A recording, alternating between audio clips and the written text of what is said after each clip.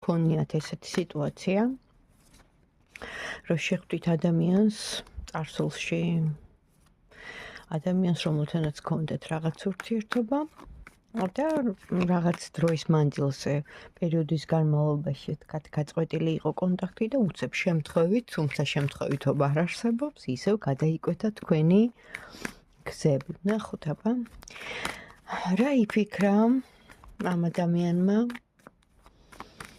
და რა გრძნობები წამოვიდა, რომ გნახათ, რომ შეგხვდათ, თუ ესეთ სიტუაციაში ყოფილხართ.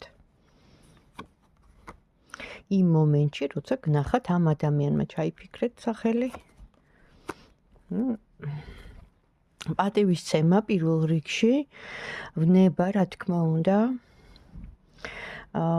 ის რომ თვითონ პატარა ბიჭივით მოიქცა რაღაც მომენტში ან შეიძლება ვერ დამალა აღტაცება რო დაგინახათ, ასევე შანსი, რომ შეიძლება კიდე გაგრძელდეს თქვენი ადრე რო იყო ისეთი ურთიერთობა, კითხვის ნიშნის ქვეშ არის, გაგრძელდება თუ არა ეს თქვენზეა დამოკიდებული, მაგრამ ამ ადამიანს გაუჩნდა ესეთი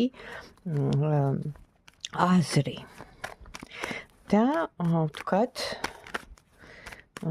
მოეწონეთ? რო დაგინახათ, ისევ იგრძენით ეს მისგან სიმპათია. კი.